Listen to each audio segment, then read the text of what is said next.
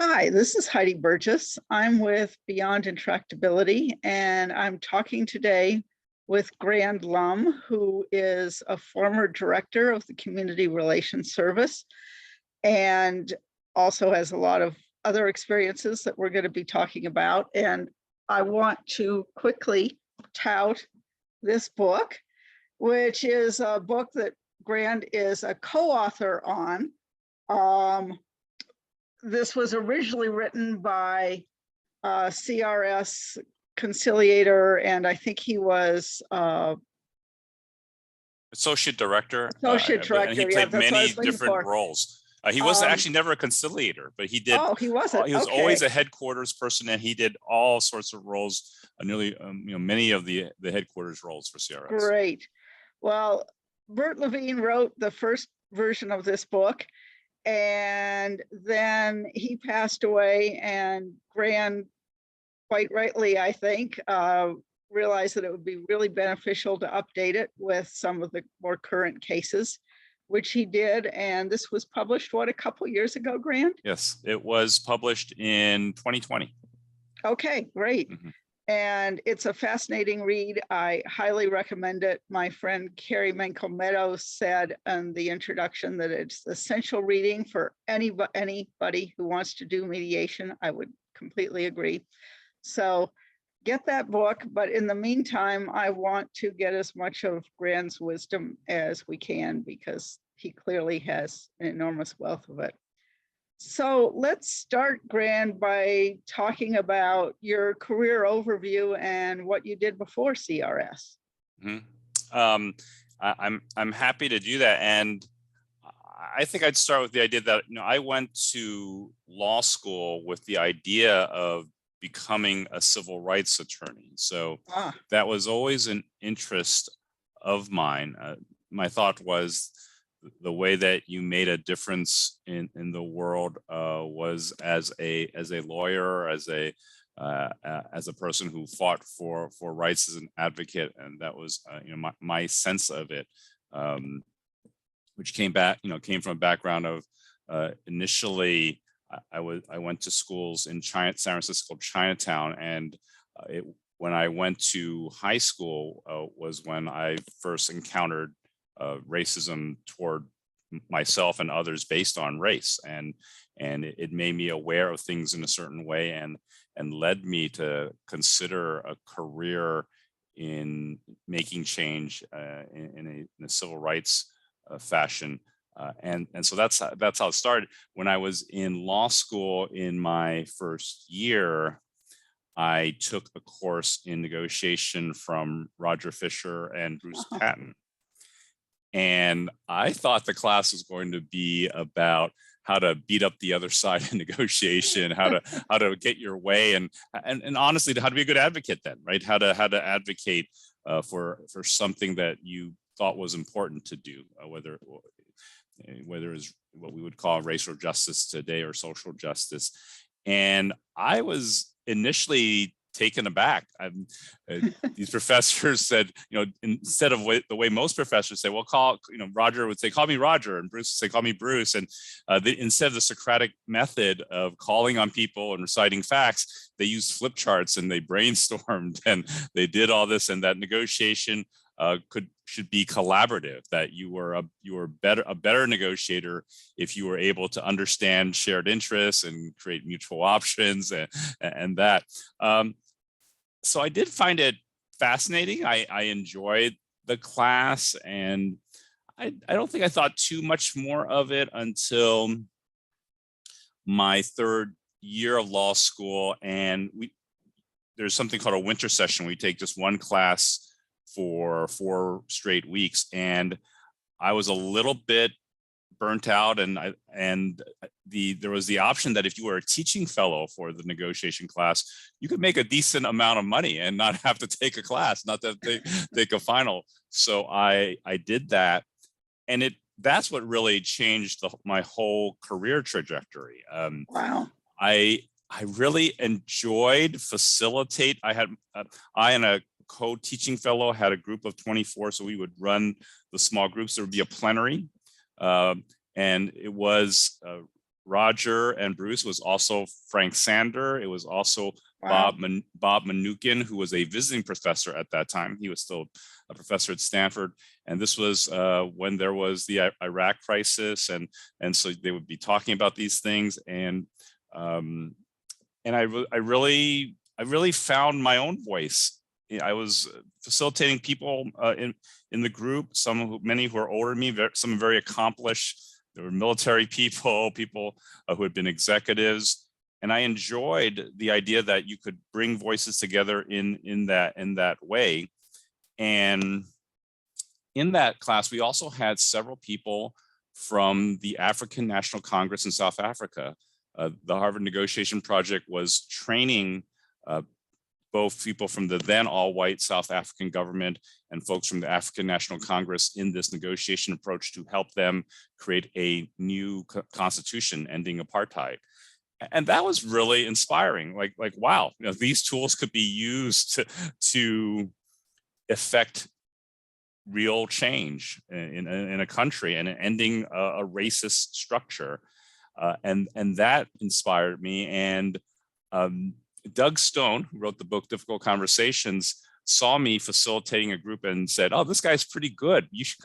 They should consider hiring him to do this work." And that led me to then interview and join the company Conflict Management Inc. that was started by Roger and Bruce. Howard Rafa was also involved in it, not as deeply here. And that really led me down this path of teaching negotiation, of mediating disputes, of facilitating dialogues there. So I do that for several years. I enjoy it tremendously. Work with all over the world, work with corporations, diplomats, start to do a lot of work with school districts, a lot of it in collective bargaining, sometimes dealing with shared decision-making in schools, like in the Boston Public Schools, training mediators, peer mediators for grievance procedures. If, for example, if a teacher files a grievance against a principal, and we actually reduced the number of grievances dramatically, saving them millions of dollars. So, and they had a model where it was a teacher, a union member, and an administrator has a joint mediation team who would then, in a certain step within the grievances, mediate that. So I just saw the power, even as a young person in the field doing that.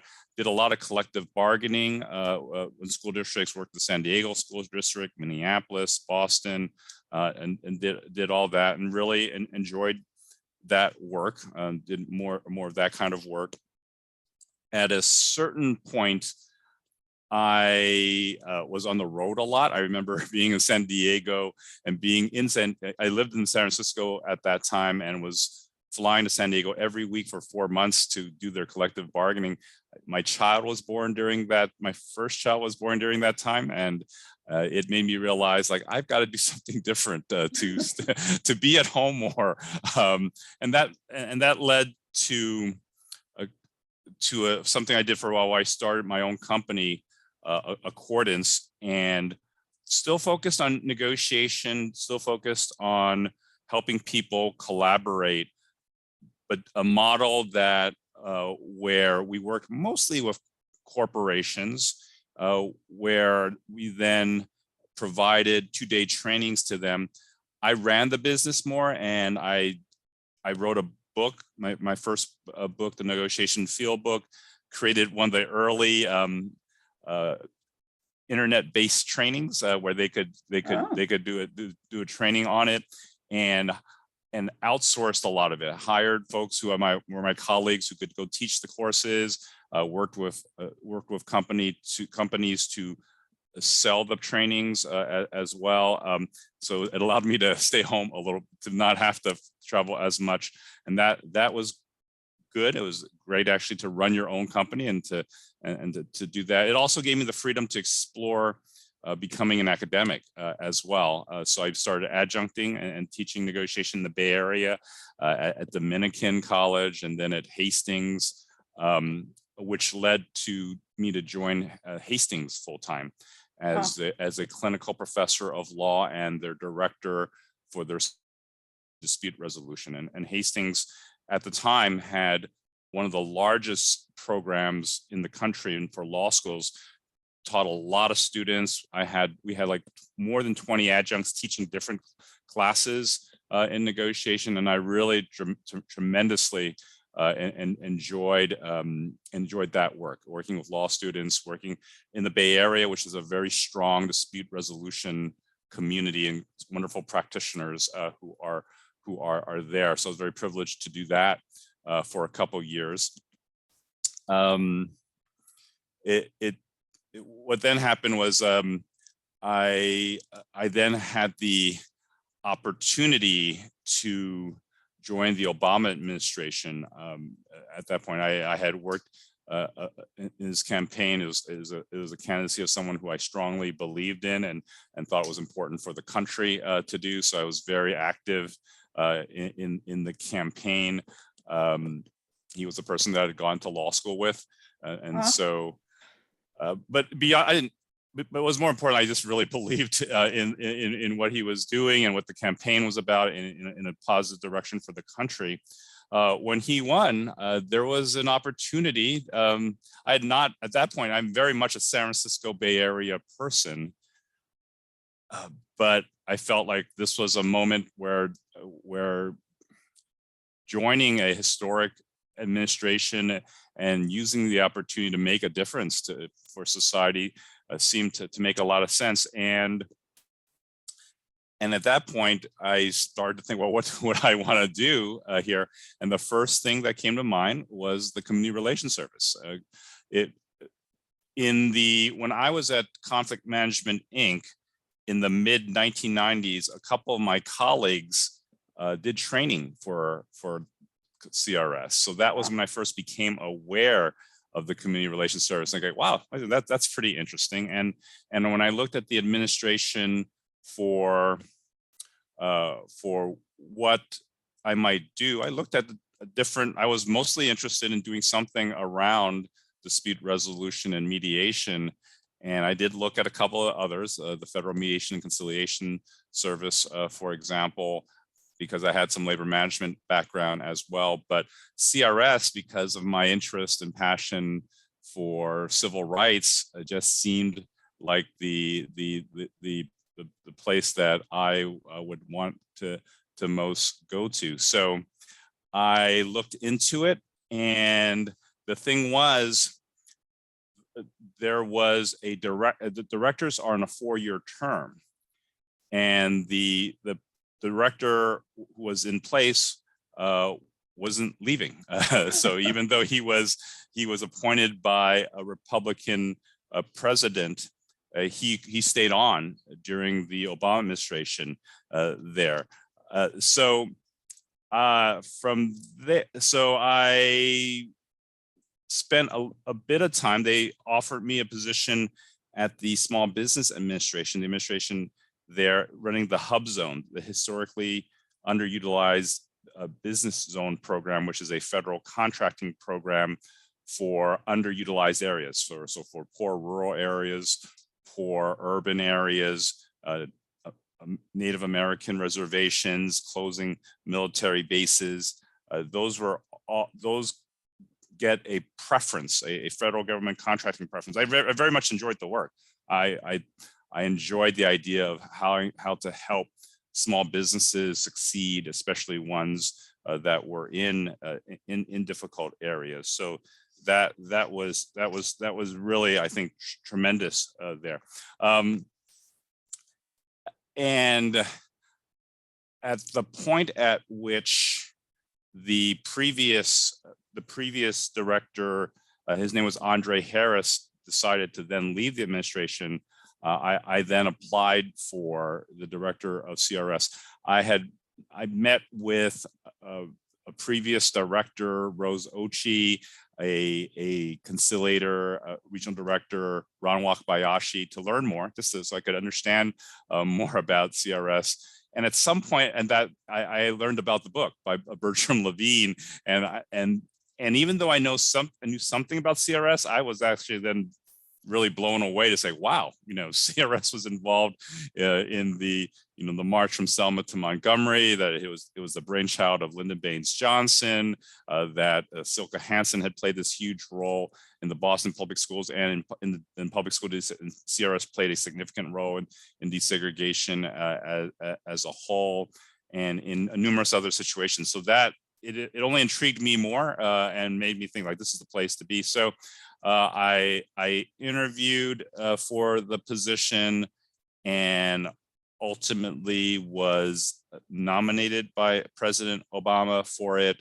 I went through the process that you go through to become a director. I go to the Senate Judiciary Committee and get go in front of the senators, just like the Supreme Court justices, same committee, same room, and go through that. And fortunately, I make it through that, and I get confirmed by voice vote, which is basically a unanimous vote, and I begin in 2012. So I'll stop there for now, but that's the trajectory that gets me towards to CRS. All right, that's great. And on towards the end, we want to find out what happened after CRS, but we'll stop where we are now. Yeah. So what goals did you have coming into CRS? What were you hoping to accomplish? I think that's a terrific question. I certainly wanted to honor those who did the work, and for so many years I wanted to listen and learn what I could. I mean, even though I'd spent my career in dispute resolution, I think it's important to really understand what the folks who've been doing it as their career, to learn from them, to learn from the regional directors and the conciliators as to what's going on there. I read the book again to really understand the history of CRS. I looked through the oral history that you did, that you and Guy did, in order to get that. And what I would say there is, interestingly, once I was at CRS for a couple years, coming back to the interviews and the book, I understood it much better. I understood like, oh, now I understand what they're talking about. I got more context to work with, and that was important. An important piece I would put was, I know it's one of the questions, but it mattered a lot because the Matthew Shepard, James Byrd Jr. Hate Crimes Prevention Act had passed in 2009. And I started 2012, so it was relatively new. So right from 1964 to 2009, you could only focus on race and national origin. Post 2009, that's where it opens up, where all of a sudden you can then do gender identity, sexual orientation, religion, and disability. So that was an important piece to focus on from my perspective, to making sure that we upheld the work and did the work well in the new jurisdictional areas, for sure. I tried to bring my background into it by saying, let's enhance our ability to train and to do professional development for the conciliators, bringing in a background more of I think what CRS called, at the table sort of mediations, and that was more of my background than the street mediation that I think they would call. I think that was a big part of it as well. Also, I would say helping the agency capture what they did well, to codify, to have processes that reflected reality, not processes to make it more bureaucratic, but to really help the agency be more successful by understanding what was working, how to get better. That was important as well, and certainly handling the big situations as well as we could was important. To focus on, and also and who knew what was going to happen? And during my time, there was a lot that happened in terms of what happened on my first day on the job, meeting with my whole staff. I was flying to Texas, and that day there's a shooting at the Sikh Gurdwara in Oak Creek, Wisconsin. So that was my introduction to CRS. It was hanging there, but also thinking about, how do we prevent? How do we focus? Yes, we play a bandaging role, but also how do you help in terms of resiliency? How do you help communities prepare? How do you help them recover? How do you think longer term? I think was also something I thought that was important to do. Wow. Mm-hmm. Quite a lot of stuff on your plate there. So the next question also probably is way too broad, but I know that most of our watchers won't have the answer to this, which is why I wanted to ask it. What were your responsibilities as director? What did your days look like? Yeah,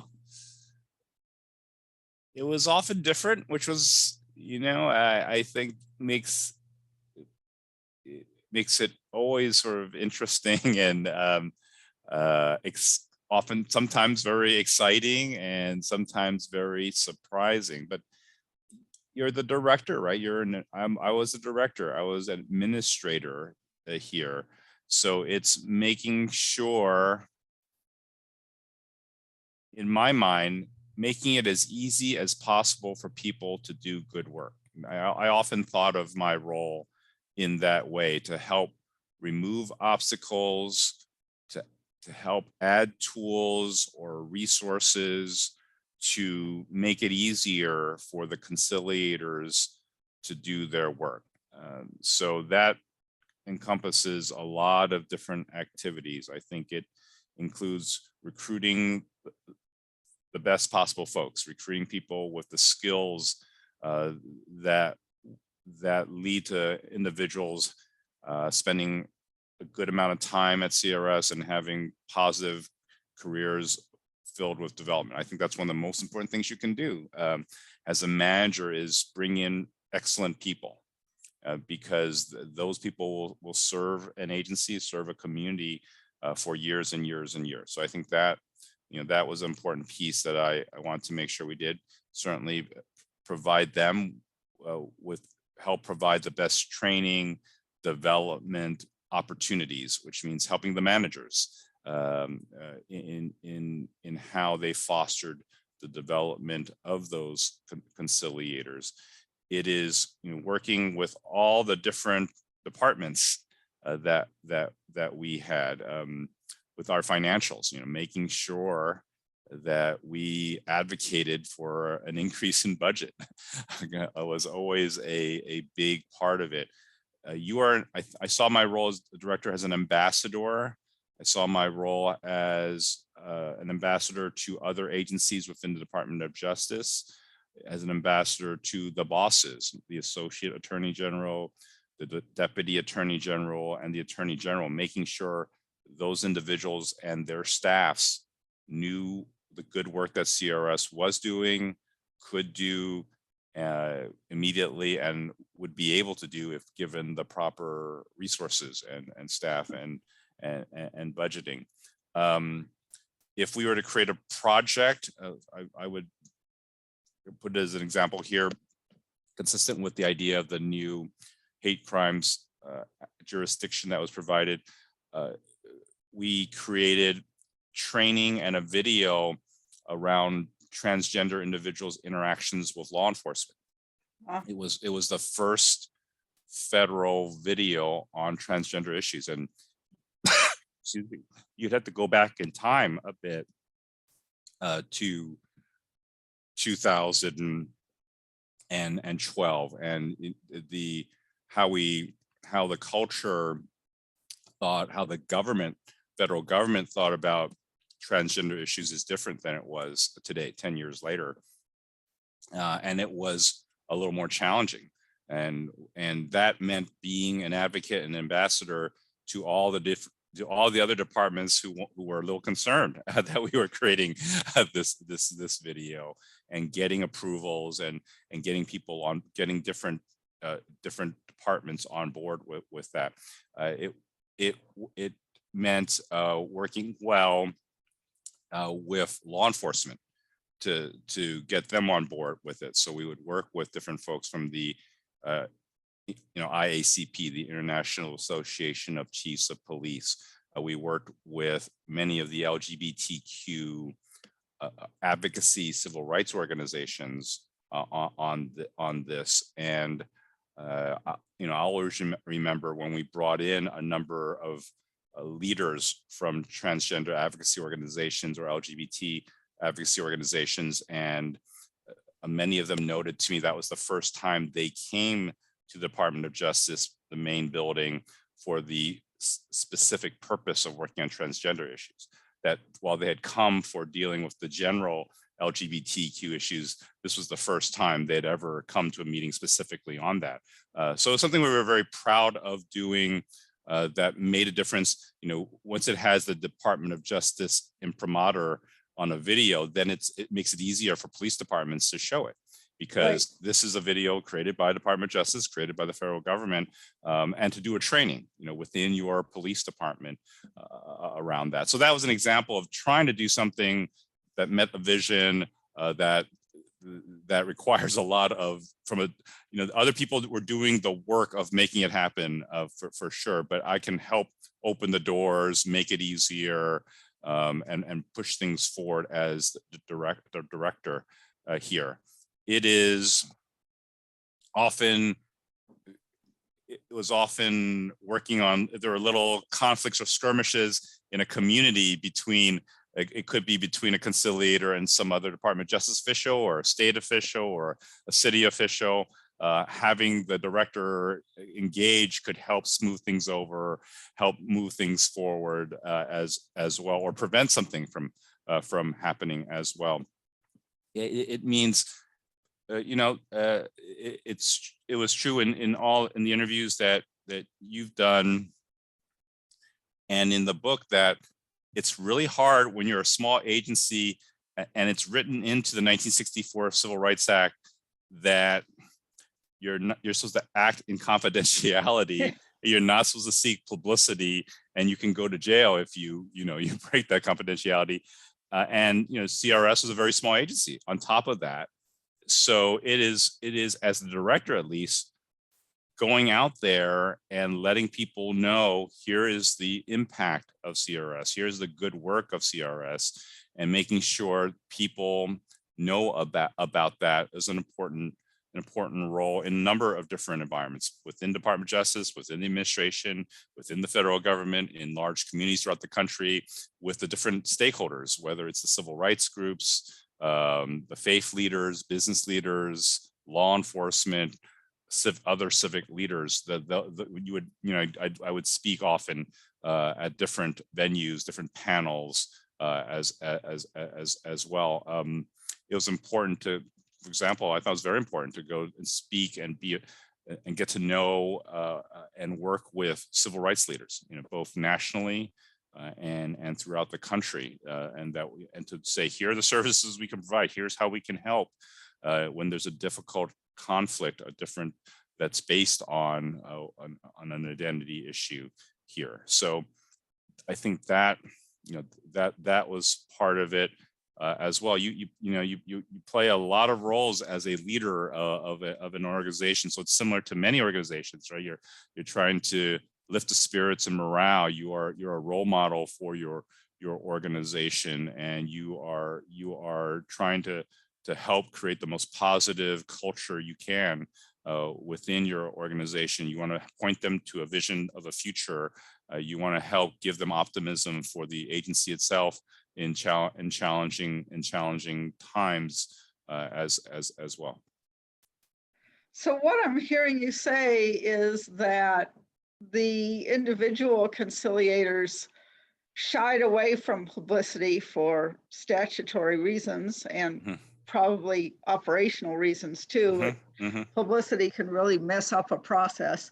And you kind of stepped in for them and tried to cover that aspect of their work so that they didn't need to. Is that? I think that's fair to say. I mean, these are career employees doing their work as best as they can, and it's important, I think, to share the impact of that work. It's important to also make sure that communities understand there is a benefit. What is the benefit of having a third party like a CRS come and make a difference, in a behind the scenes kind of way? So I think that's right. I think a director is the person who really does play the role of lifting up the services, the successes in whatever way they can without violating any confidentiality in a variety of venues, right? Whether within the media, whether in large venues, whether with professional associations or large stakeholder groups. You've got to be able to make people aware, or also how they're going to use the service. If they don't know about it, if they don't hear good things about it, or what are the cutting edge issues involved in a situation, for sure. So I think that's right, Heidi. Yeah. Let me jump ahead to a question that comes later, but it relates to this conversation. Mm-hmm. And that's the one of, how do you measure success? You talked in the book about the fact that it's hard to measure things that don't happen. So if CRS prevented riot or violence, how do you prove that? And I know that's a big part of getting funding for the agency, is you have to be able to prove success, but it's a very slippery concept. How did you deal with that?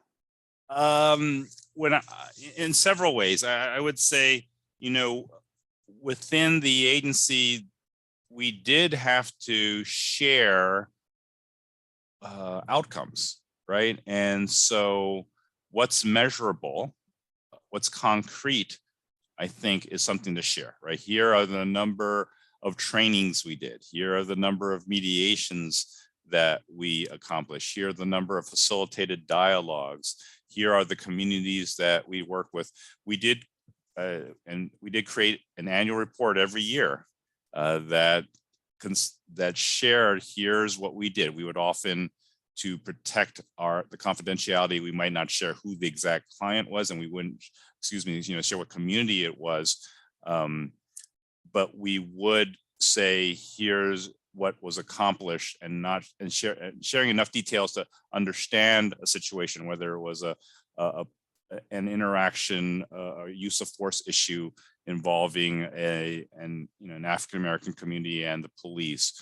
We would be able to share, this has happened at a school district, and there was an incident. You'd share enough facts so you could understand what was going on in that case, and what was the intervention, and what was the result there. So I think there are a number of things that you can share that we tried to capture for the record in an annual report every year, as well. And in the reporting that we did, we then also, during my time, we implemented an evaluation. Like, we would actually then provide to the users of the service, how did you evaluate it?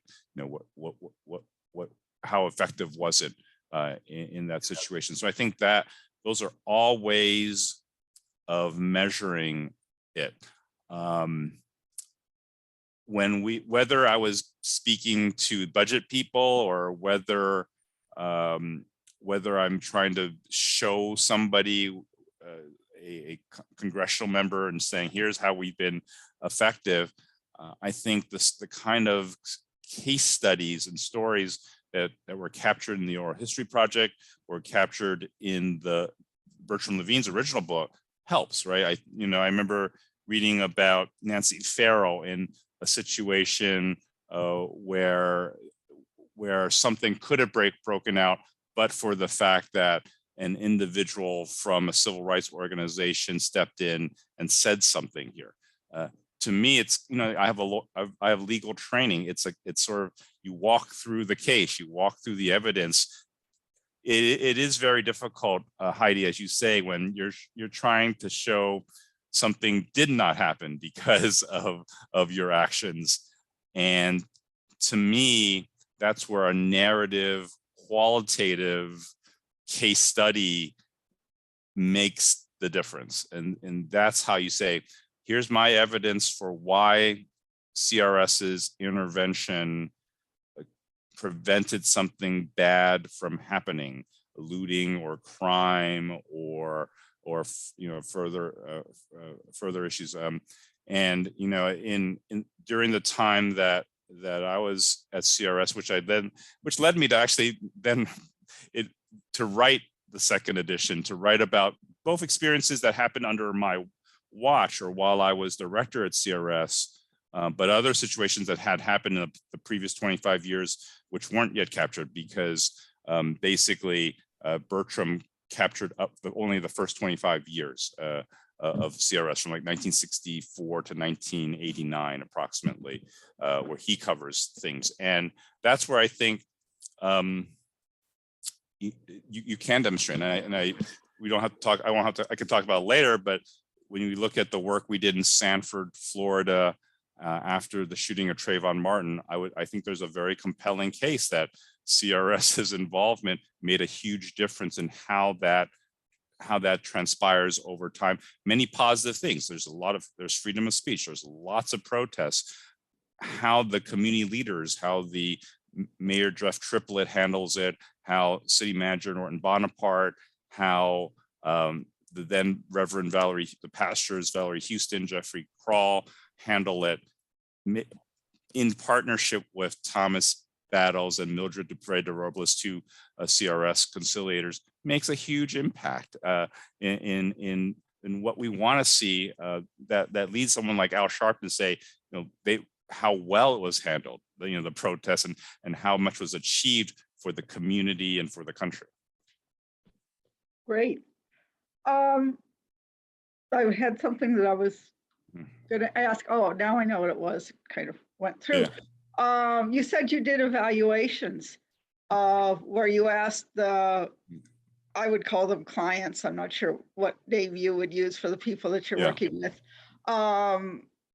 How it went from their point of view. Did you do that immediately upon your departure, or was it later? And one of the things I'm wondering about is, do you ever go back like a year or two later to find out? The one way to see whether something's prevented that I can imagine would be if a community had a lot of uprisings until CRS came in and you did your intervention, and then things over a period of years really seemed to calm down. That would be circumstantial, but still evidence that CRS had a pretty good impact.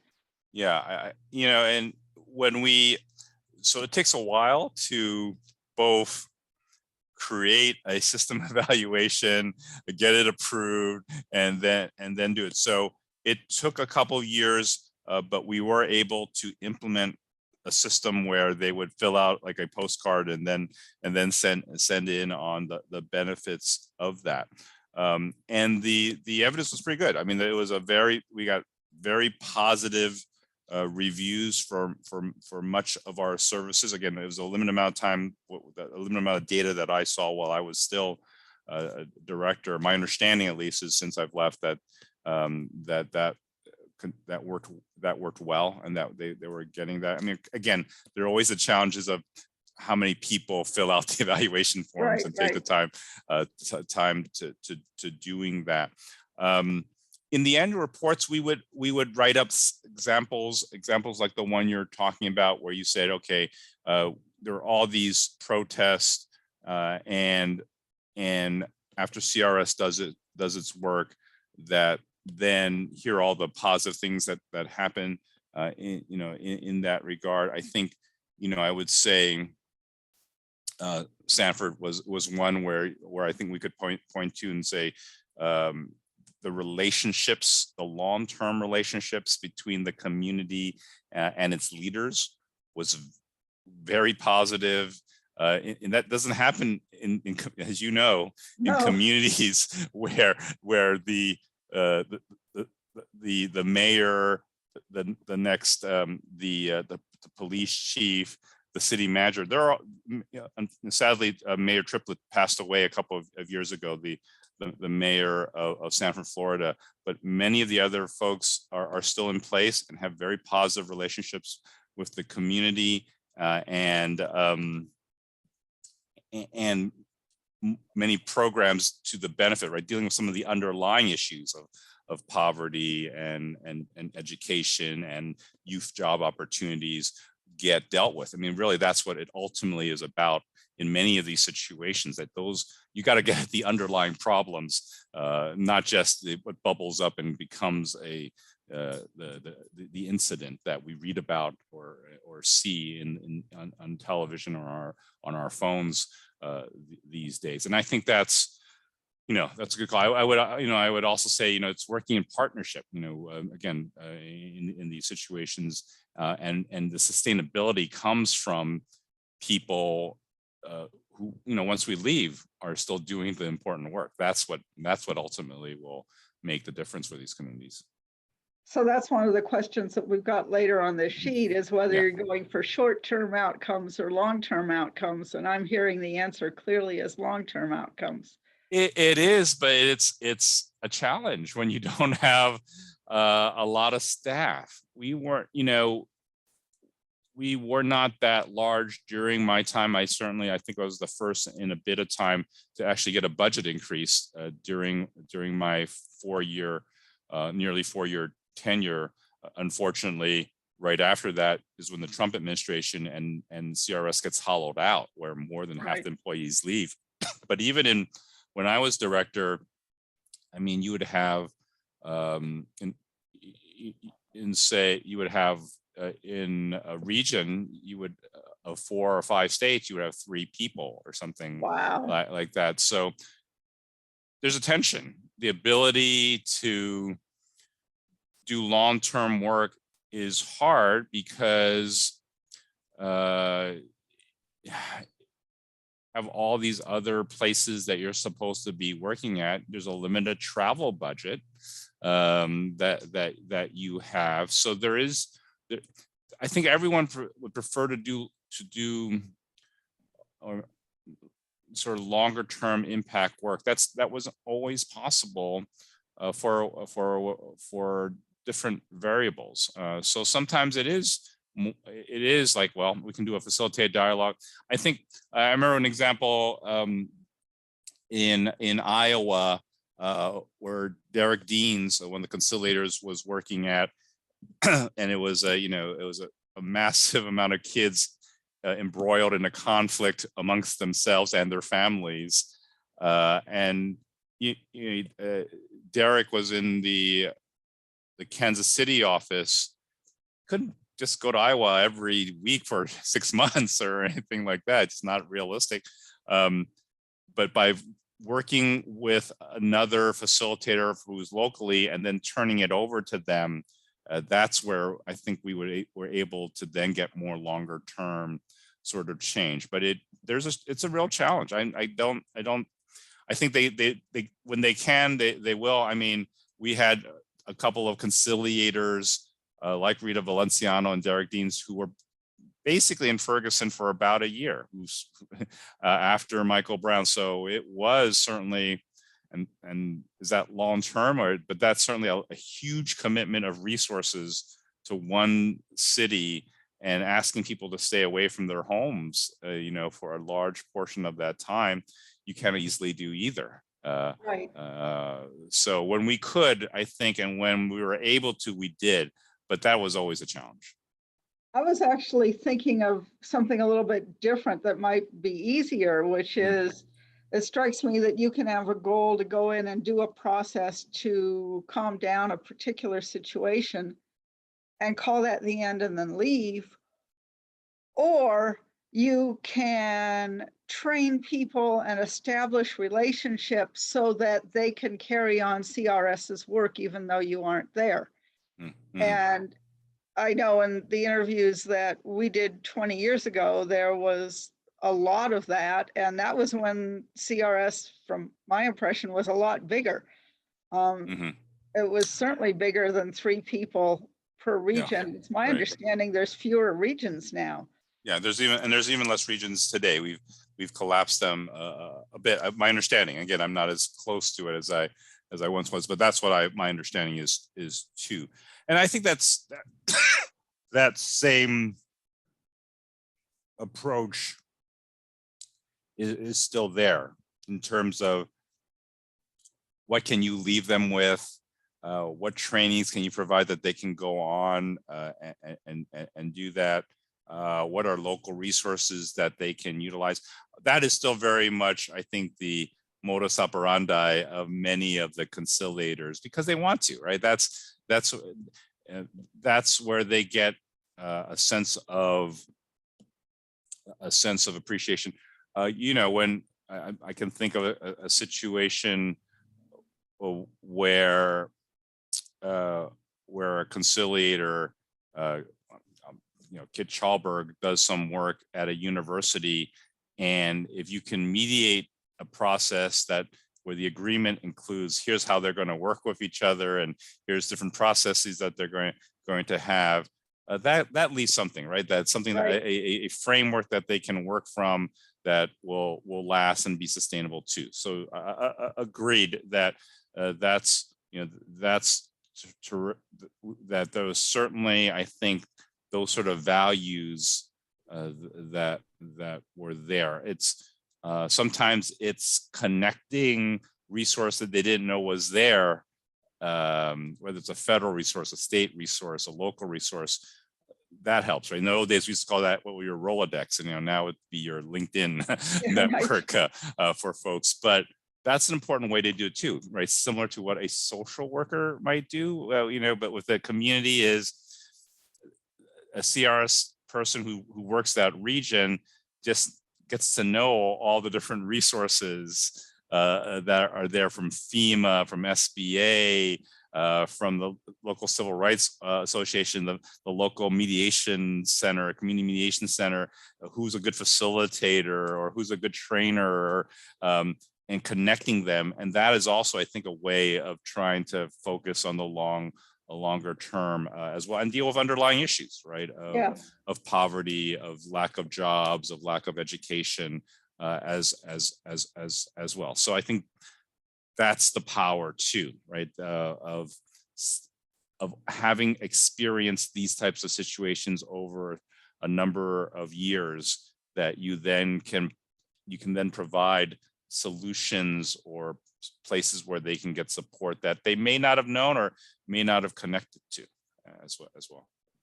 Which is another reason why having people stay on long term instead of having lots of turnover really makes you more effective. I think so, and I think it's a strong argument for having offices in the regions themselves. I am encouraged by the fact that now, given the pandemic, people have been working remotely. That was never possible when I was director, and not in its previous history as well. But now there are many jobs that they're posting today that are remote locations in cities, in different cities. I think that could work really well for people to have out there, because there had been some talk of let's have everybody in DC and send them out there. But I think you're missing a lot there. You would be missing so much of what has made CRS valuable to these communities, and I think that's right.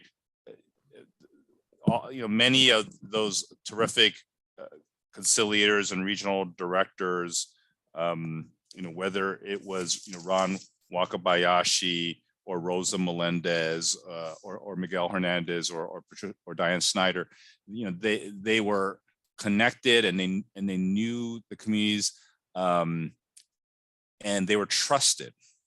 I think that's important.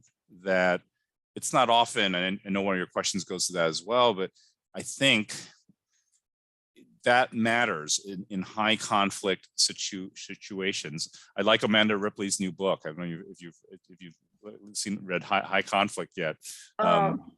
It's on my shelf and on my list. Yeah, but I think it makes a good point. it makes it, and you know, she takes a journalist perspective on it, and I think it's not a conflict resolution, you know, from the inside perspective, which I think is it provides a fresh perspective. But in those situations, right, it's having someone you can trust by parties who are, or individuals who are traditional adversaries, I think makes a huge difference here. That they trust a you know, Tommy Battles here. I think you become a trusted convener, right? If you bring together people, the fact that a CRS person who's trusted by law enforcement, government officials, civil rights groups, they play an important glue role, you know, in these situations, and it comes from being local, and it comes from playing a role where you're not the adversary. Your role is not that. You're a third party role, and I think that, you know, it's a really important thing. You know, Bernie Meyer has spoken, you know, written about it. Bill Urey is a, you know, big third sider approach to it as well. And I think there's something about that, in the way that CRS conciliators have enacted that is different from your traditional, you know, litigation mediator, where it's a much broader role. And I think that has served our communities really well. And I think will continue. And I have optimism that it can be improved now with the increased budget that I hope it will be getting in the next few years. All right. So when you were there, how many regions were there? 10. There are 10 regions. Okay. Yeah. But only about 3 people per region. So only 30 people over the whole country? In terms of actual conciliators and regional directors, that's about right. I mean, it was in that area. It might have been a little bit more. I mean, again, it might have been more like, because we would have field office too, but the field offices had one person, right? So we had like, I want to say 5 field offices. So maybe it was like 35 conciliators and regional directors. I think that would be approximately the number that were there when I was director. We increased it a little bit by the time I had left, but that's not a lot of people. I think that's absolutely right. Low. I don't know how much it was 20 years before, but my image is 3-4 times that, I would guess. Yeah, it was at its peak in the 1970s, for sure. Declined because there was a huge cut during the Nixon administration, and for the most part has been gone down, where it went back up a bit when I was there. But yeah, unfortunately, you know, it had diminished. And to the credit of the people who work there, I mean, you know, you're covering a lot more. It does limit what you can do, especially if there are travel budget restrictions. But you do the best you can, for sure. I think you know, again, this is my sense of the last few years. You had to do it remotely, right? You had to do it over video conference. In some ways, that allowed more reach, I would think. Again, I mean, saves the travel budget.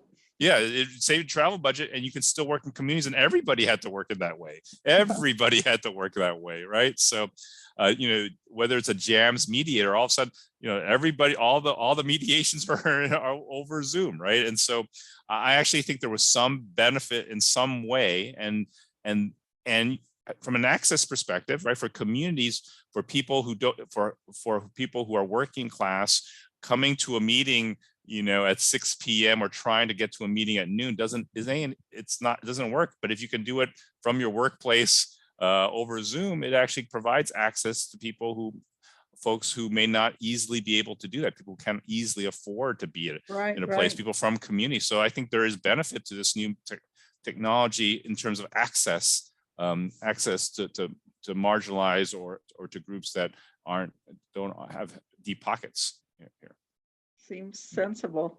I haven't talked to anybody. I don't know if Bill has. I think probably we won't be able to if we're just talking to retired folk. I'd be really interested to talk to somebody who's been working during the Zoom era, as I would call it, to find out whether they felt there was an impact on relationship building or trust building. It seems to me like it would be harder. There are certainly the access benefits that you point out, but I think it might be, this is good, but somehow or other, it seems like it would be harder to build trust and relationships. So I'd just be really interested in talking to somebody. Maybe in 10 years I'll be able to. I think that's a terrific question. I'm happy to try to connect folks who have maybe more recently left CRS and who might speak to that issue. But I think that's right. There's still a benefit to the being in person. Like when I recently have done, I did a recent facilitation for a group, many of whom had not been in person for a couple of years. And I think it actually really benefited this group. They were from across the political spectrum. But I think it actually allowed them to connect in a way that we've all been hungry to do in a time when we've been doing everything over Zoom. So I think there is a benefit now coming out of the pandemic to doing in-person facilitated sessions or mediated sessions, whatever, that you can build a trust. It's the things that happen during the coffee breaks. It's the connections that are made over the meal. It's being stuck in the snow together, or whatever it is, or having, I think, like in that situation, I happened to be on the plane with one of the participants, and we were just talking as we were waiting for our Lyft and Ubers, right? There's certain kind of connections that aren't made when you just go on Zoom for the hour for your talk and then everybody goes back to work, right afterwards. So I think that's right. I'd agree with that.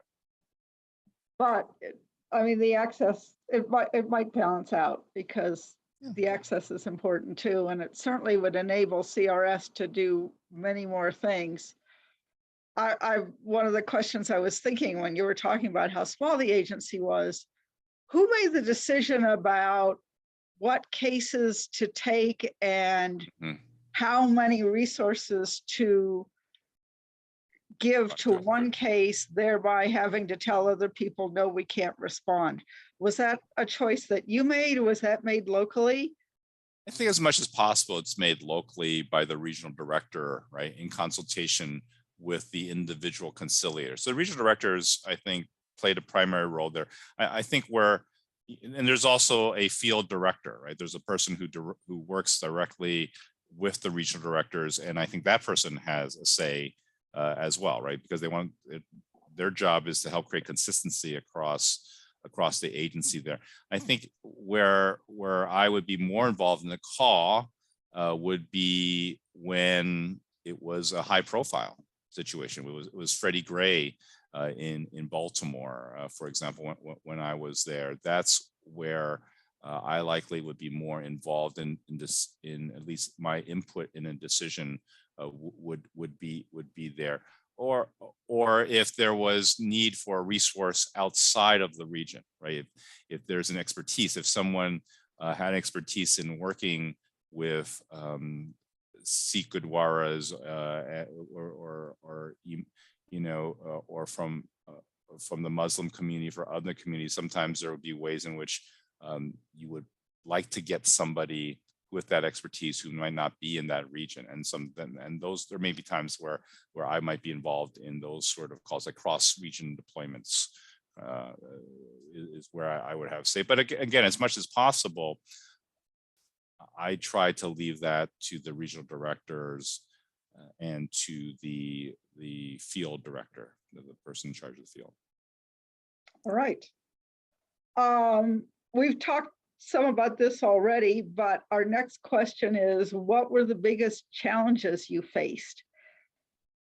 And how did you get beyond them? I think we sort of skittered over a number of their challenges. And do you think, are you talking about biggest challenges in terms of cases or biggest challenges is in terms of mhm.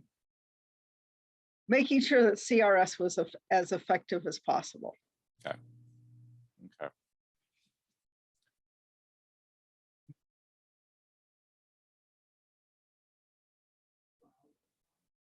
Yeah, I would say and start with that it was difficult given the number of staff that we had. I think it was challenging with budget. I would add that it was we certainly in high profile situations you would then deal with all the factors that go into those, right? Media coverage of a situation, the if there was high politicization of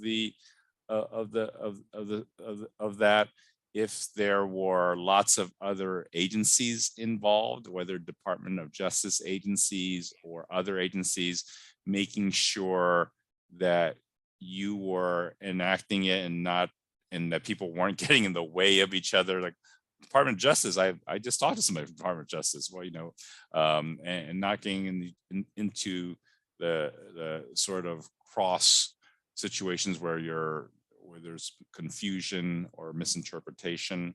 Here, I think those were challenges as well.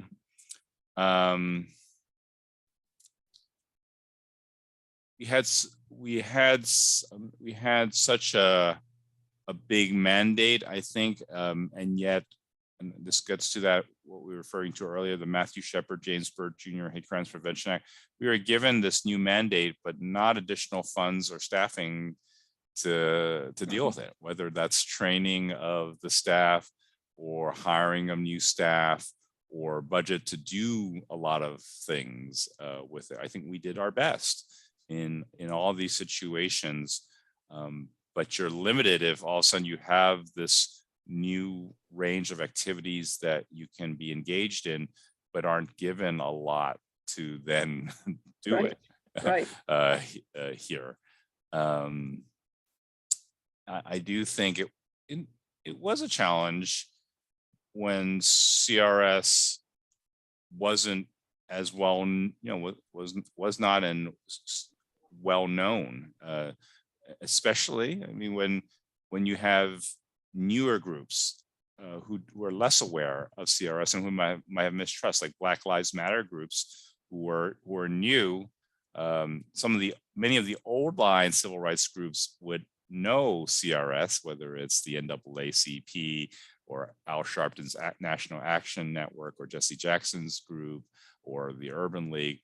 But the newer groups, it was an introduction, and we would be more we could possibly be more tainted with, oh, you're the federal government, we do not we don't need you, thank you very much. You would get some of I think that was a challenge in a changing landscape and environment as well. I would love to unpack each of these. Mm-hmm. So let's go back to the beginning in the media. Yeah. CRS tries to take a low profile role in these high profile cases. I'm sure that gets difficult. And I read in the book about cases where one case that Breitbart just spread all sorts of false rumors about what CRS was up to. How do you manage that? Yeah, and that was probably more in my era than in previous ones, right? Social media played a role in how CRS was perceived, right? Because of Breitbart and other websites. And it actually, some of it went on to the Fox channel, where several of the hosts, the Rush Rush Limbaugh from radio, and then Sean Hannity and others on Fox would do pieces about CRS that were that had elements that were untrue, and those are things that I don't think CRS had dealt with before. No fun, first of all, to deal with it. I think a couple things. One was that we worked very closely with the folks in the Department of Justice, and generally speaking, we did not respond. Generally speaking, my word to our staff was just keep doing the work, right? Do the work that we know what we're doing is good and it's right. Just keep doing the work and not get caught in that. So I think there's the internal morale piece of it. I certainly provided to the offices within the Department of Justice, the Attorney General office, of here's what factually was the case and here's what's not true right here, and to share that so that was we would have that there. That was important, and as long as we could prove like that those accusations were not true, that we had operated in ethical ways throughout, no one, I think that was enough. There was certainly then there was a response. I mean, reporters would then write pieces challenging what was said, and that was fine. I mean, that was helpful to have mainstream media provide segments that said, wait a second, CRS is doing fine. And what would happen, honestly, is when news outlets looked more deeply into it, and they would talk to police chiefs or to mayors or city managers, they would say CRS does a really wonderful job. We like them, So they are this sort of we were accused of being secret agents of Holder and of Obama somehow, that we were fomenting protests, where that was the furthest thing from the truth. That we were certainly working in situations to help keep, for those who are protesting, to help keep them safe, to help keep making sure that there wouldn't be violence in those situations there. So I think it was making sure that what we call upline, like that within the Department of Justice, we knew what was the factual case in these situations, continue to do the good work, and let the good work speak for itself for the most part. And there were plenty of folks who would speak on our behalf, and we didn't have to ask them. They just responded and said, no, they're doing really well. They make a difference in our ability to work with, if you're from the law enforcement side, with protesters, for example. But I do remember, we'd have to look through it to say, oh, here's what it is. Let's see what there. And invariably, there was very little there in the cases that was going on. And I think even though there was some bubbling up in social media, and it did make the Fox, it didn't go beyond that because there was not much there. There wasn't anything there, and I think people saw it for what it was. Did it ever cause you trust problems or entry problems where people didn't want to work with you because they saw this article on Fox News, this story on Fox News? I can't think of a situation where it did. To be frank with you, I don't know whether the polarization and how political it has become has affected it today. Again, it's been I left in 2016. It's been 6 years, and I don't know if it's affecting it today, but I don't recall a single situation where a community said, no, we don't want you because of what we saw on Fox, or in social media here. No, I can't think of anything, any situation. Again, we're talking about who are we talking to? Police. I mean, we're certainly talking to the civil rights groups. We're talking to faith leaders. We're talking to civic leaders. We're talking to business leaders. We're talking to political leaders, law enforcement folks. And I think we either had a good reputation with them, or there would be others who would, in their own circle, in their own professional network, would vouch for CRS. Well, that's good. So the next, I wasn't writing down when you were listing the challenges. I occurred to me about halfway through that I should have been writing them down, and that's when I started. But the next one I managed to write down is you're in these high profile cases, especially, there's lots of agencies there. Yeah. Somewhat working in concert, I would imagine, somewhat working in cross purposes. I know that there's sometimes been tension between the Civil Rights Division and CRS over what's appropriate for each to do, and confusion among people you're working with about the difference between you. How did you manage that? I think in a number of these situations, right, whether it was, say, like the Freddie Gray case in Baltimore, where he's killed while riding a police vehicle, and it's one where what we organized would be a regular meeting between different departments, and Department of Justice would be a representative, and we would each talk through what we were doing in that situation. And I think that helped prevent confusion.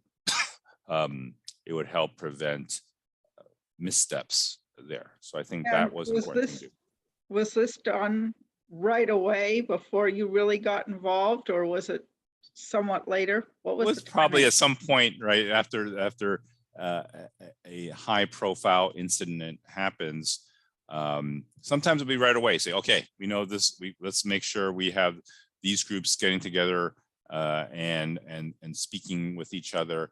And in other situations, it would be because it depends on the level of intensity of a case, right? If it starts off high, like say in Ferguson, we started pretty quickly. If it's more of a slow growth, like Sanford was, it might take a bit of time before we would say, oh, we need a task force, or we need a weekly meeting to go over things here. But again, like it's good process, right? It's good communication in these situations, and it certainly helps if you have the stronger the relationship between individuals. I think the better it is, because these are often intense, difficult situations where there's a lot going on. I think that matters. I think it helps that at both levels, at the career level, those who are the regional directors with the local U.S. attorney. I mean, those relationships, I think, make a big difference for sure.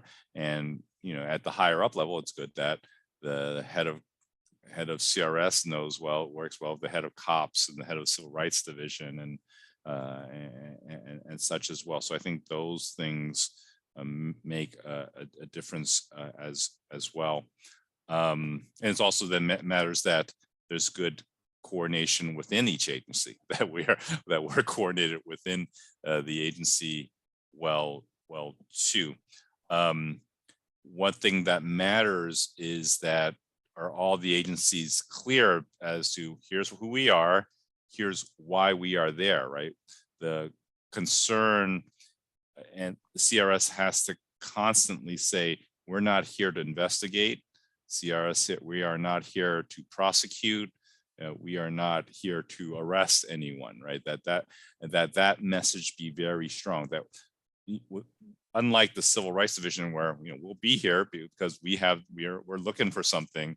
CRS is has to be voluntarily agreed to. So if the parties don't want CRS there, they can say, we don't want to talk to you, and they're perfectly in their right to not do so. So I think it was incredibly important to continually say, here's what CRS's role is, here's how we differ from other Department of Justice agencies and other federal government agencies, and that makes a difference in making sure you're in the right lane, and that there isn't confusion about why you're there. Were there ever pressures from other agencies to try to get you to do things that were outside your mandate? Pressures to get you to release some of your assessment, for instance, that would then be used for prosecution? I think, people are always asking questions and wanting information from you. And that's where it's important at every level, whether it's the conciliator level, the regional director level, at the director level, that when you talk to someone, that you're very clear, here's what our confidentiality mandate is, and here's what we're not able to share with you. And I would have to go to whether it was the Associate Attorney General or the Deputy Attorney General or the Attorney General's staff and say, we can't share what happened in that meeting. That's confidential. That's what we're doing here. And I think we're extraordinarily careful about that, because any misstep would cause problems. I mean, why would someone would not trust us if they felt what they said to us in private was then shared with another arm of the Department of Justice, right? For example. So yeah, it was. I think sometimes, you're trying to be helpful to your colleagues, but you're also my Department of Justice colleagues. But again, it's professionalism, and I think they understood that, right? They operate under their own guideline. The same is true from them. They're not going to share with us either, right, about an investigation as well that we might, I don't know, say, well, we as well. So I think there's an understanding there as well. I think what mattered more is making sure everybody we talked with really understood that, right, in communities as well. Okay.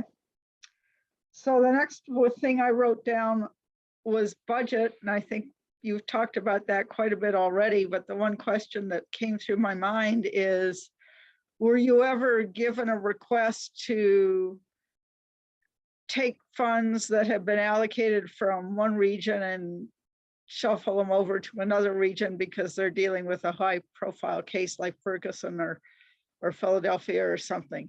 Or once the budgets were they set and it didn't matter what happened? Well, it's made problems with that. I mean, when we had big deployments where we required a lot of staff to do it, it wasn't ever I shouldn't say it wasn't ever a problem, but it was never a major problem. That's what I would say. I mean, I think there's an understanding by every region that when something big happens, it is an opportunity for CRS to show its best. And I didn't feel that sort of angst or concern, or that it was hard financially to do that we would figure out a way to make that work, stay within budget in doing so. I think there may have been more concerns of, hey, this is my region, I should be able to determine what goes on here, and that's where it was a harder one, where I said, well, it's so high profile, I have to be engaged in this as well. So I think that was a little more challenging at times, I say. But again, I think people understood it, but it is hard, right? I can put myself in the regional director's shoes, think, well, this is happening here. Shouldn't I have responsibility for making the calls here. However, when it's that major, and to be clear, I and the deputy director and others would sit with the regional director and usually come out with a solution that we all agreed to. There'd be a consensus.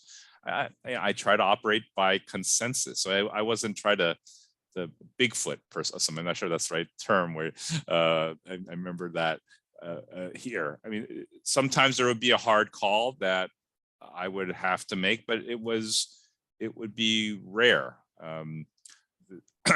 here. If we would talk it through and figure it out for the most part. So that blends into, well, either the question that comes next or one that's soon, which is, did you ever go on the ground? I know the answer to that is yes, but in the context of what you were just saying, how did you decide what cases you needed to go on the ground in?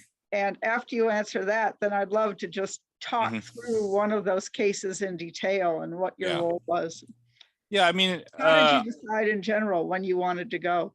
Yeah, I mean, it could be for various reasons. One could be because it's high profile and my involvement would help in decision making as such. Second could be a situation where it was requested, that someone said, oh, it would be useful to have the director come here because it can help unlock something, right? So there's a third, it was also just interesting for me to learn more about their work, just to be there and to play some role, sometimes observing, sometimes active, in order to better understand the work itself as well. And it was also a way to get to know people by working with them, right? And the benefit of that. I am, I think, a bit unusual for a director. I did have a lot of conflict resolution background that was different from the other directors here, who many of them were wonderful. We certainly had a director who was, there was very few directors who actually had been a conciliator. Gilbert Pompa was the one director who had risen through the ranks. Wallace Warfield was acting director, so and certainly he came up through the ranks and was very experienced. But I did bring that, and I wanted to be helped to leverage that to help the agency, and so it came through in working in individual cases, but it also came through in how we thought about the work, how we processed the work, how we thought the theory of change in the agency, and how do we codify, how do we institutionalize, how do we develop new conciliators. It played some role. I wanted to be careful about it because I didn't want to come in thinking that I knew everything about their work, because I did not. My cases, my work had been different. I had done more labor management, work. I had done more corporate work as well, and so some of this was newer to me. I had not worked a lot with law enforcement prior to CRS, for example. I think, but back to your original question, I enjoyed it when I had a chance to do it. Some of it was tragic because we had some high profile cases where it made sense for me to be on the ground. And part of it was not just to do the work. I mean, part of it was to be on the ground to understand and to make decisions about what to do as well. So it was true in Ferguson, what was true in Freddie Gray in Baltimore. That was less about my doing the work, though I did I did facilitate sessions with Attorney General Holder. We can talk about that one. but it was more to observe some of the work, get a sense of what was really happening in a situation, because there are some hard decisions to be made. It was also being able to then share back with the attorney generals, whether it was Loretta Lynch or Eric Holder. Here's my take on a situation because I'm here. I can tell you something, Right. and I'm talking to police chiefs, mayors, and civil rights leaders and faith leaders, and here's what I'm hearing, and here's what they're saying. It helped from that regard as well. So talk us through one case that maybe a high profile case, because I think that's what a lot of folks are interested in, Mm-hmm. and talk about what you did and what CRS did. Yeah, and I'm happy to do that. And maybe at another point I can talk about something very small, or something that was more, that was not with normal. And what's interesting is, and I'm sure you've seen this in your work, Heidi, you and Guy, is the lower profile it is, the less media attention, the less scrutiny, the more relaxed people are, the less in conflict they are, the more you can do good things. I mean, it's easier to change a police policy when not everyone's screaming and yelling at you, and you can sit down with the community and you can say, okay, what are the interests? What we do here? And when you're not angry, not as angry, or you still may be angry because of historical, you should be, right, historical mistreatment. But if you have the space to talk it through and do it in a constructive way, you can do a lot of. There's a place where, and that's, I think CRS does a lot of that too, and I sometimes think we underplay that side. But yeah, I want to. But the high profile is important too. But let's talk about it. I'm personally interested in the high profile stuff because we're into intractable conflicts. So I'm really interested in how do you deal with these horrible messes where everybody is incredibly angry and fair enough. So choose one.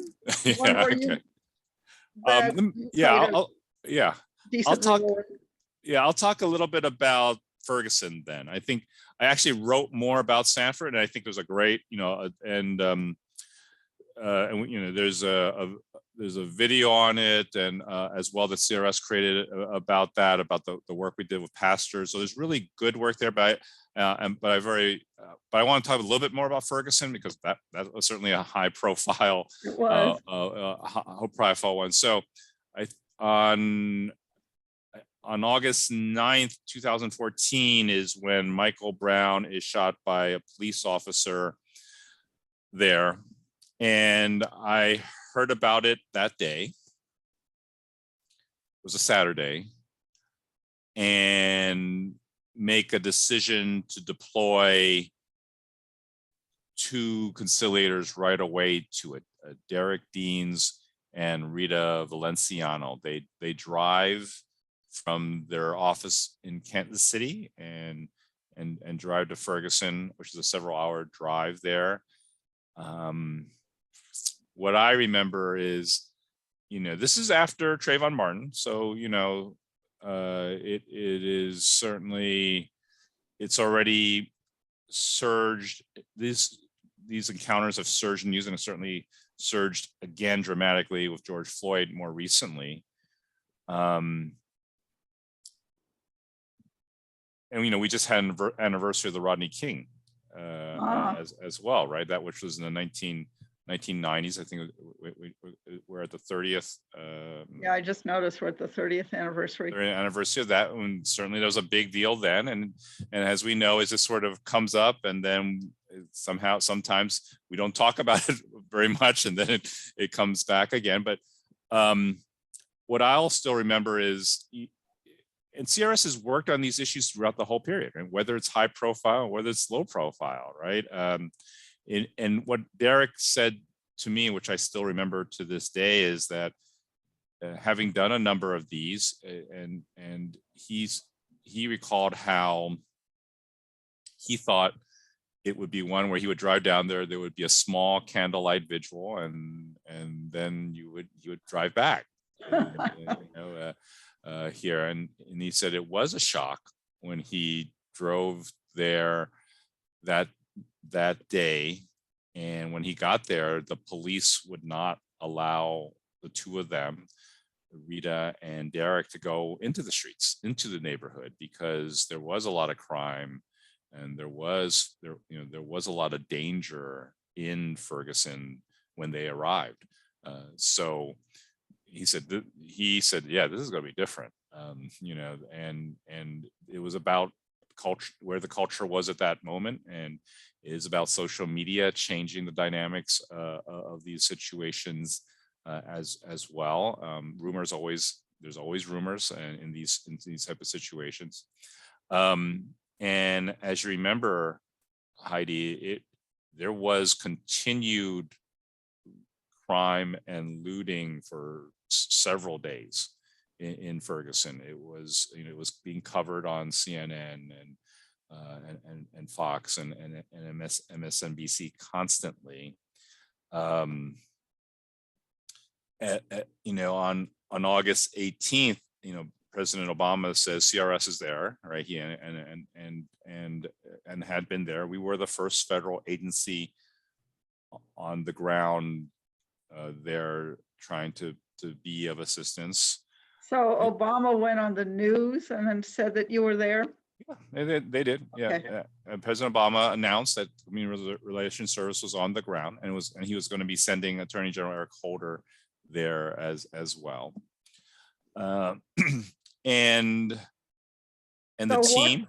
What did they do if they weren't allowed to go into the community? They weren't allowed to go in the streets. I mean, they during certain times they could, but they relied on a network, and they were contacted. They were contacted by somebody in the community, right? Because Rita and Derek had relationships with people in St. Louis and in Ferguson. That mattered, right? That mattered. That they were known entities within by many of the civil rights and community leaders there, and also by local law enforcement as well. So they start talking a bit with communities to see what they can do, right, and start to do that. And they're on the phone all the time. They were on the phone all the time, day and night there as well. They were able to meet with people, individually by arranging meetings in safe spots too, as well. Eric Holder, the Attorney General, Eric Holder, makes the decision to go there. He has stated publicly that it was maybe the hardest decision he had to make while he was Attorney General. And you can see the danger, right? If you go down there and things don't change, you're going to be pretty criticized for just like making it worse there. So CRS had the deepest relationships of any federal agency within Ferguson. So we were asked within a short 48-hour period to arrange 4 meetings for the Attorney General. And that's a challenge in a lot of ways, right? You have to make sure everyone in those rooms are vetted. You can't have somebody who has something in their background that then gets reported out. It's like, who met with the Attorney General? Here's a person who did all these things. So there was that. We had to find a venue in Ferguson so that one of the meetings which I would facilitate would be with the Attorney General and with local Ferguson residents. We were also arranging a meeting with young folks for Attorney General Holder to meet. We also arranged a meeting with a local faith leader as well, and so that was an incredible amount of work that we deployed lots of the CRS team to. to figuring this So all you out. pulled lots of extra people in for that. Pulled a lot of extra people, a lot of from different regions for sure, from headquarters. My deputy director came, my chief of staff came to do all these things, and I give them all the credit. I mean, to pull something like that off within 48 hours was and a Herculean Amazonian lift for them. So we arrived there, and it's at a local community college. I want to say Florissant College in Ferguson, where we do the first meeting with community residents, and I facilitate the meeting with the Attorney General, and I very much remember Attorney General Holder standing in front of the local residents and saying, I am the Attorney General, but I'm also a Black man, and when I was young, I was stopped on the New Jersey Turnpike and racially profiled. So I do understand from that perspective. And he also said, I have a brother who's a police officer, right? He was able to speak in a very forthright way, an honest way, and he also spoke out against violence there, right? At the time, he met with others throughout the day. He also we had to meet with young people from Ferguson, and he also met with a group at a local restaurant in Ferguson as well. He also met with some local leaders as well. And I still remember being very anxious because up until that night, for like 10 straight nights, there was a lot of crime, and there was a lot, there have been fires set in the area, and that night was peaceful. That night there was, and so it was, again, there's the bigger span of what happens to a community and what changes can one make long term. But you talked about an intractable, seemingly really despairing situation with a lot of risk involved for a lot of parties.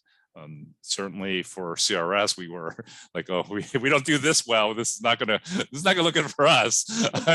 But more importantly, for the Attorney General and for the administration, this was a high risk action, and I still remember someone in the Attorney General's office said, we've never tried to arrange 4 meetings like within 48 hours before. And I was like, oh, you guys haven't done this?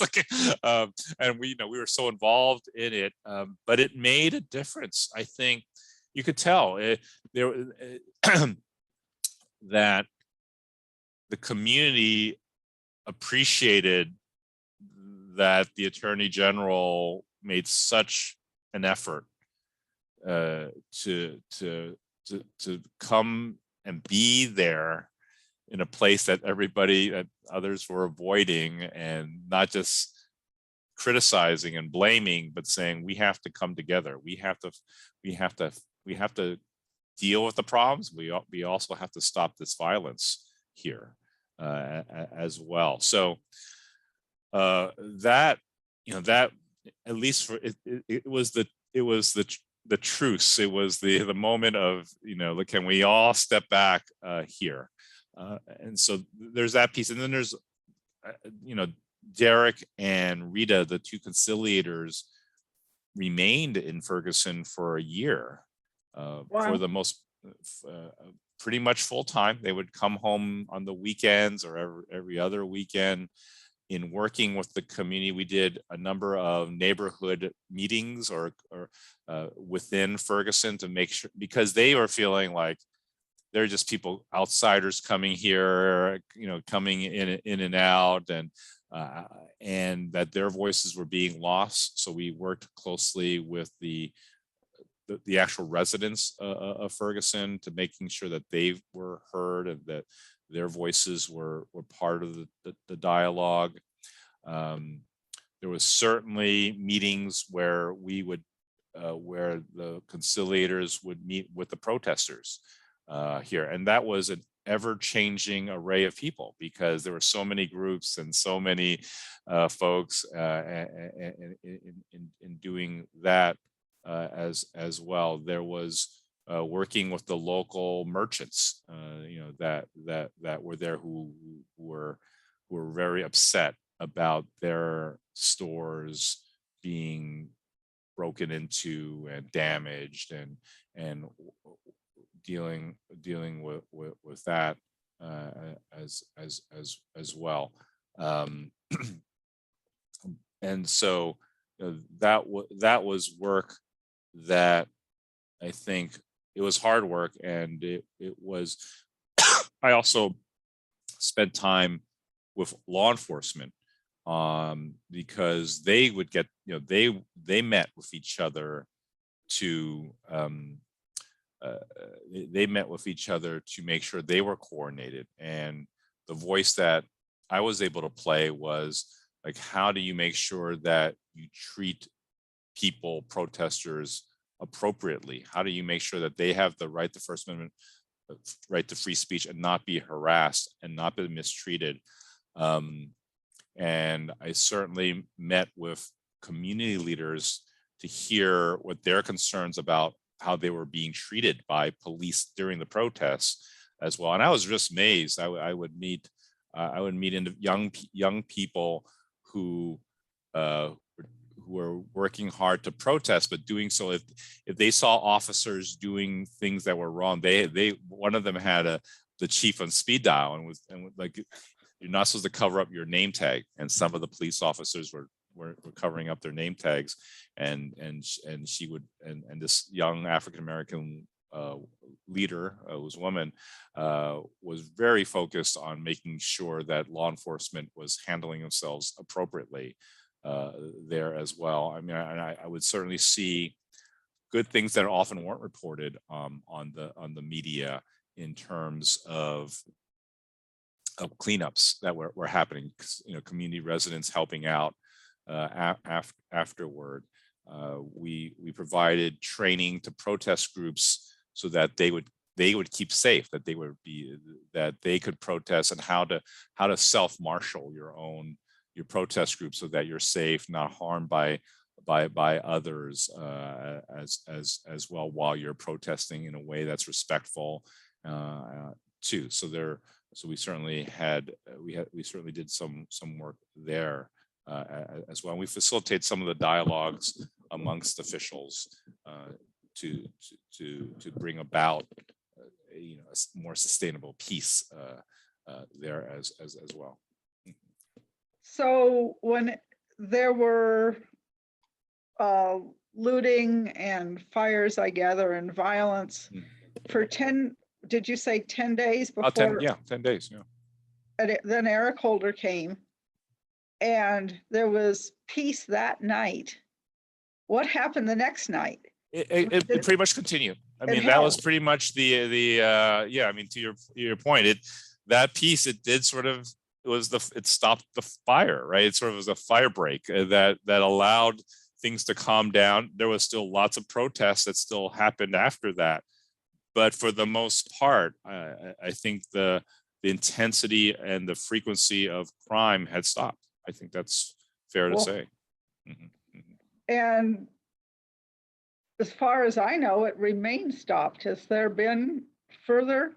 I mean, there's been very peaceful protests continue, in Ferguson, and there was certainly the Civil Rights Department wrote an incredible report. I'm not sure if you've ever seen it, about the Ferguson Police Department and about the shooting incident. There are terrific documents of, that were indicting the Ferguson Police Department for basically ticketing people constantly in order to make a revenue, right? I mean, you're basically jailing people if they didn't pay. So you're taking advantage. Ferguson is a town with a high percentage of people who are not that well off, and yet the police department, which was, you know, even though the city was a fairly high percentage Black, I think like 50%, the police department had like out of 50 officers, like 2. I mean, there's a very low percentage. I mean, I have the exact numbers, and that the police department had a stated mission of trying to increase revenue by ticketing people. It was so to the Justice Department's credit, the report really showed how dysfunctional and problematic the police department as a whole was. And I think that that's an important piece of this. The bigger issues of you're keeping people in poverty. You are, you know, basically putting people in jail for not paying tickets of their broken license plate holder or something, you know, whatever it was. So it was, I think, a really well done investigation. Again, nothing to do with CRS, because CRS doesn't do the investigation piece whatsoever, to be clear. But it did focus on some of the underlying problems of the police department and within that community, and how, and you can go into the deeper history of St. Louis and of course, and look at the issues of race and class that exists there, that keep people in poverty, you know, basically often Black people in poverty in the St. Louis, in the larger St. Louis area as well. So did that report result in policing changes in Ferguson? It did. They were under a consent decree, and they hired a new police chief, and they had to do a number of changes, including, you know, increased hiring of minorities and changes in their policies, where you can't just have a required quota of, you know, of ticketing and revenue. It became a revenue generation, you know, it was a revenue generation sort of device here. So absolutely, there was changes made based on that report. Was CRS at all involved in discussions about those changes? It seems like there would be a role for the community to play to discuss what changes would be made. Yeah, in sometimes in the consent decree, CRS is written in to get community engagement, get the community voices to the table, bring in mediation. And in the consent decree in Ferguson, there was language about utilizing the local community mediation center in order to making sure that community voices were engaged in a consensus-based or in a facilitative fashion.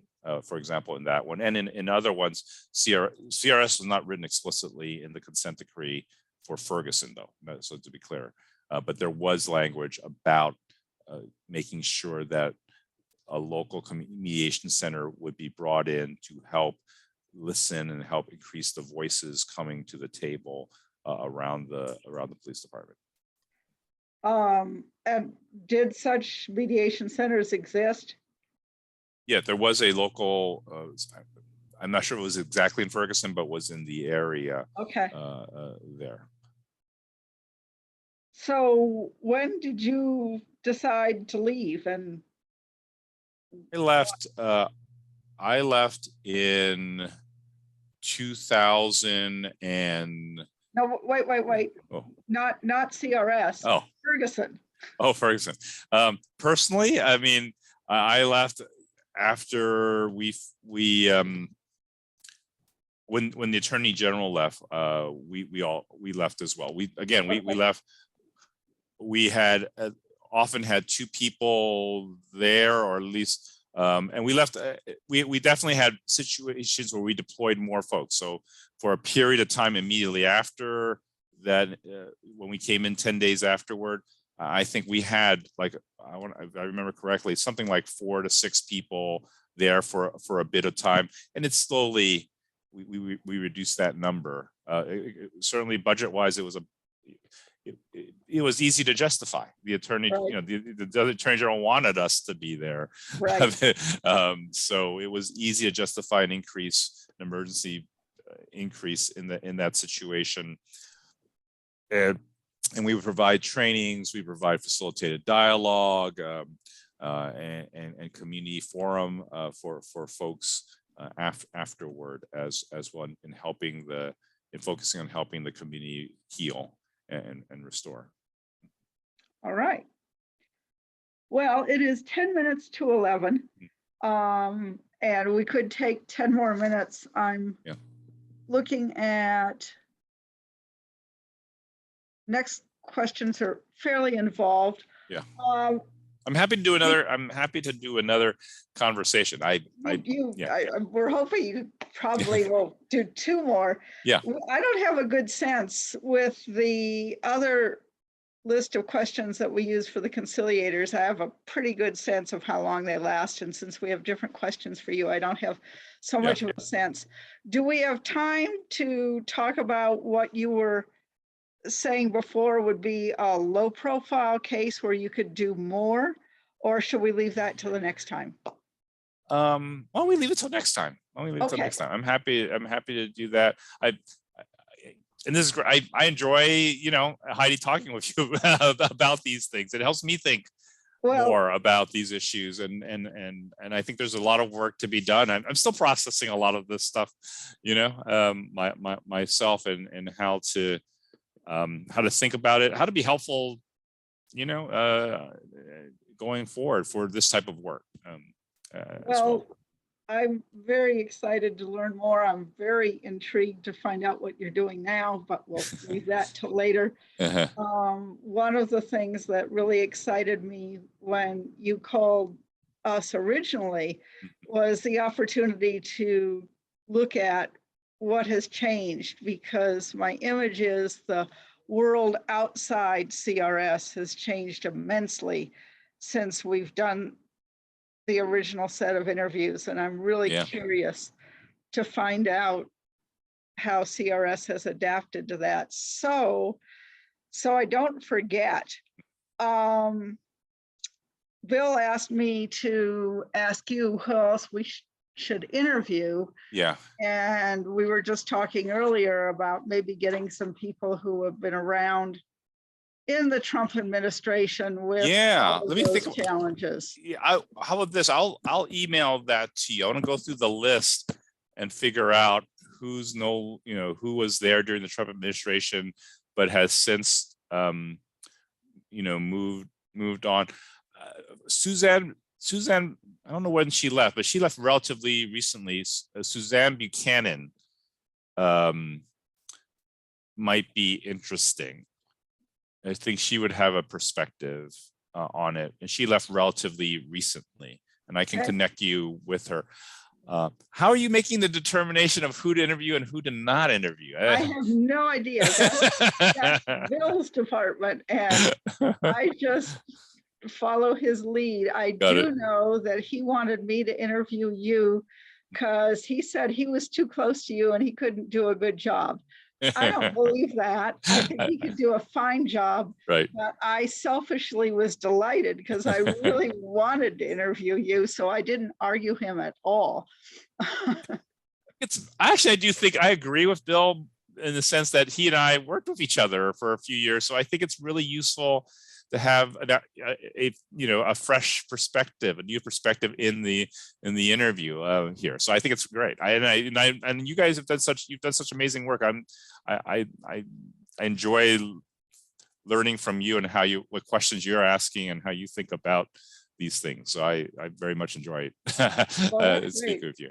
I don't know if you know this. I told P. Diane Schneider this story yesterday that we've been writing on intractable conflict for a long time, and writing that race was one intractable conflict, and intractable conflicts can't be mediated. They have to be handled differently. So then this fellow named Dick Salem came up to me and said, hey, I'm with the CRS, and we mediate racial conflicts all the time. And I got really interested and excited because I wanted to find out, where am I wrong? And so that's what led to the first round of interviews, from which I learned a tremendous amount and learned that it was really a matter of semantics. And I wasn't all that surprised at what CRS did. They just didn't end racial conflict once and for all so that it never existed anymore, which is what I was saying they couldn't do. And I think you're right in a certain way, right? That you're not going to mediate a resolution of deeply held values, right? We're not going to somehow, Right. that's not going to happen. But I mean, Dick is just such a, I mean, one of the chapters I'm proudest of is capturing Skokie and what he did there. I really think that's an incredible example of, here's a very intractable dispute, but there's many things, more discrete, concrete things that can be mediated that have to do with time, time, place, manner, safety. Right. He helped. I think to me, that's a great case study of a situation where, but for Dick and Werner Pedersen, his colleague there, that could easily have ended in violence and people being shot, people being killed, people being hurt. Yeah. Easily. You could totally see it. That, I mean, that to me is an argument, an evidence that that case, I would put that chapter, say, Your Honor, here's an example of, of a case where, but for CRS's involvement, there would have been violence. And he, and Frank caught the Nazi and won his case. And to this day, we have a precedent that even if you're a Nazi, you have freedom of speech, right? And I think sometimes people view CRS like, oh, you're preventing that. We're not preventing. The guy should still go to the Supreme Court and still win his right to protest. But that doesn't mean you should do it in a way that causes great harm and injury. Right. And those can be prevented, and those can be mediated out. And then one of my questions that I'm really interested in exploring is, how does CRS deal with the cancel culture now that is trying to prevent people from exercising free speech? Yeah, and I think it's I'm not sure I want this part recorded, or to be honest. Hang on a second. Yeah. I can fix that. Where's the record off button? Where's the record button? I'm not finding it. Oh, here it is.